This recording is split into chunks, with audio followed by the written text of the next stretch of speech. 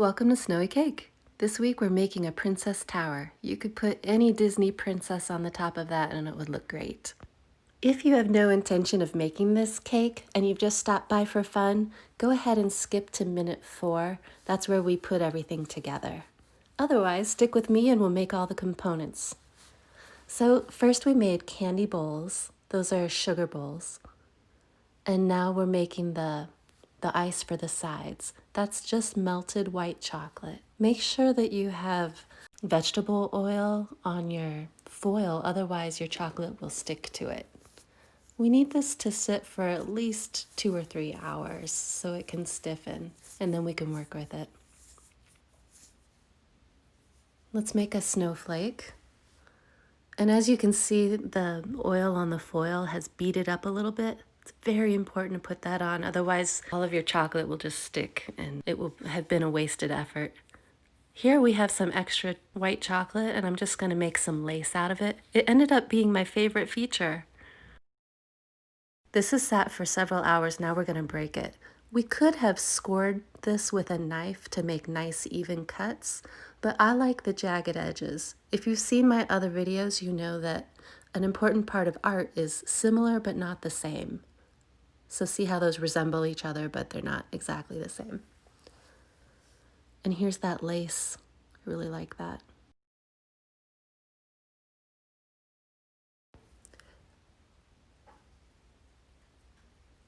When you pour this glass candy onto your wax paper, it's 350 degrees, so it's adhering itself to the paper, to the pan, everything. So you want to carefully pull that off and then remove the wax paper. Some of your pieces are going to break and crack, so always make sure to have extra. This is a 2-tier, multi-level red velvet cake, and it smells so good. And this week we're just using regular Cool Whip. Sometimes we whip cream, that's very expensive. This one we're just using some Cool Whip, and that's going to be our glue to add all of our embellishments. So first we're going to put a crumb coat on. Lately I've been seeing what's called naked cakes. That's where they'll put this crumb coat on and you can still see the cake underneath. That looks really neat. It's kind of rustic.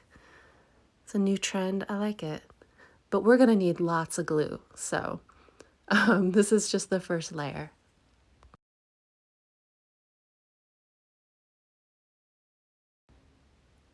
Okay, we froze that for 20 minutes, and now we're going to put the outer layer on. And like I said, we do need a lot of frosting to hold all of those embellishments on. Working with Cool Whip is so much easier than buttercream frosting. Buttercream frosting is sticky, but this Cool Whip is just so easy. And because of the nature of this cake, it's definitely a beginner's cake because it doesn't matter how the outside looks. We're just going to get the shape right.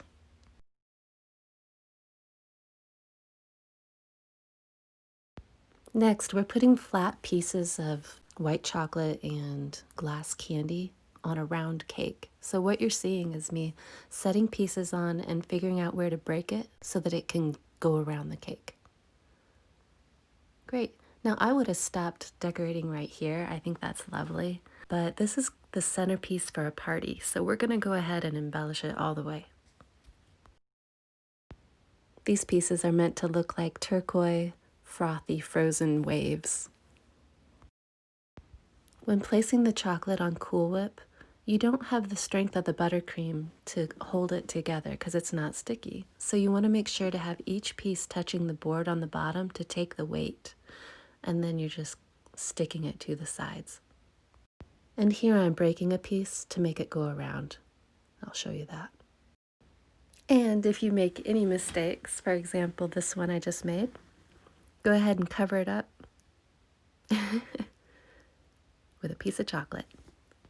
Never worry about a mistake. It'll taste great and you can always cover it or add more frosting.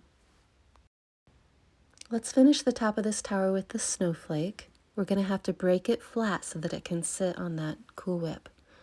If this were buttercream, we could just let the buttercream hold it, but the Cool Whip's not strong enough. So now we're going to use that candy bowl to make like a a splash, and then you can put your princess inside.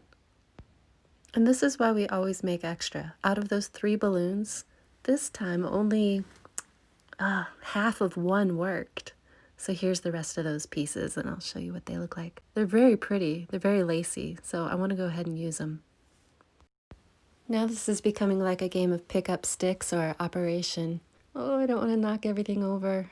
So the rest of these pieces need to be glued on, and they need to sit on the weight of the others. So here I'm trying to find a good place where the bottom, the flat bottom, can sit on the cake, and I'm gluing it, and I'm making it because you don't want your part during your party.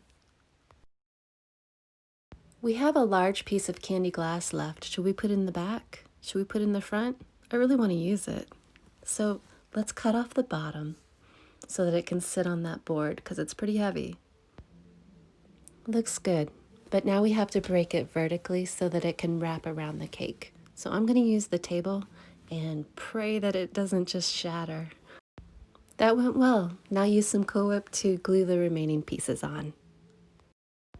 And this cake is ready for a figurine. I would put Tiana or Jasmine on top of it, or any Disney princess would look great. Thank you everyone who's subscribed. I appreciate you. See you next time.